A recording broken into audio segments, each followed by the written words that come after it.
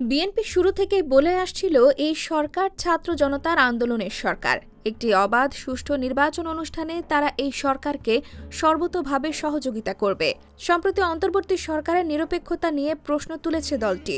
BNP নেতারা বলছেন, বেশ কিছু বিষয়ে অন্তর্বর্তীকালীন সরকার নিরপেক্ষতা পালন করতে পারছে না। মূলত সরকারের প্রতিনিধি রেখে বৈষম্য বিরোধী ছাত্র আন্দোলনের নতুন রাজনৈতিক দল গঠনের উদ্যোগ এবং প্রশাসনে এখনও আওয়ামী ফ্যাসিবাদের আশীর্বাদ পুষ্টরা বহাল থাকায় সরকারের নিরপেক্ষতা নিয়ে এই প্রশ্ন তুলেছে বিএনপি। দলটির বক্তব্য হচ্ছে, ছাত্র জনতার ৩ জন প্রতিনিধি এই সরকারে রয়েছেন। সুতরাং সরকারের নিজেদের প্রতিনিধি রেখে ছাত্ররা রাজনৈতিক দল গঠন করলে নির্বাচনের জন্য নিরপেক্ষ সরকার আনার প্রয়োজন হবে।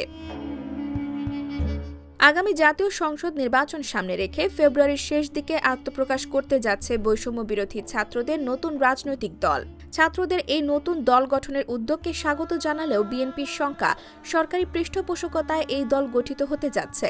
বিএনপি নেতারা বলছেন, সরকারের ছত্রছায়ায় যদি কোনো দল হয় এবং সেই দল যদি নির্বাচনে আসে, তাহলে তো সরকার নিরপেক্ষতা হারাবে। তাছাড়া বিএনপির অভিযোগ, ফ্যাসিস্ট শেখ হাসিনা বিদায় হলেও প্রশাসন সহ রাষ্ট্রের বিভিন্ন গুরুত্বপূর্ণ জায়গায় এখনও তার দোসররা বহাল রয়েছে। কিছু ক্ষেত্রে রদবদল করা হলেও ঘুরে ফিরে তারাই পুনর্বাসিত হচ্ছে। তাদের প্রশাসনে রেখে অবাধ, সুষ্ঠু, গ্রহণযোগ্য নির্বাচন সম্ভব নয়। দলটি মনে করে, নিরপেক্ষ ও বিশ্বাসযোগ্য নির্বাচন হতে হলে প্রশাসনকে অবশ্যই নিরপেক্ষ ভূমিকা পালন করতে হবে। সে কারণে বিএনপি শুরু থেকে ক্ষমতাচ্যুত আওয়ামী সরকারের সুবিধাভোগী আমলাদের সরিয়ে দেওয়ার দাবি জানিয়ে আসছে, কিন্তু তাদের এখনও সরানো হয়নি বলে দাবি দলটির নেতাদের।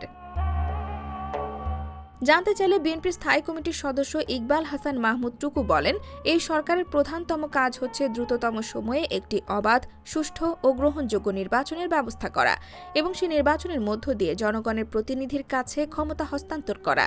তাছাড়া গত ১৬-১৭ বছর ধরে ভোটাধিকার বঞ্চিত জনগণও এখন ভোট দিতে উন্মুখ হয়ে রয়েছে। তারা তো সরকারকে দল বানাতে বলেনি। অন্যদিকে অন্তর্বর্তী সরকারের গঠিত বিভিন্ন সংস্কার কমিশনের অনেক প্রস্তাবকে অপ্রয়োজনীয় বলে মনে করছে BNP. IBTV USA, new York.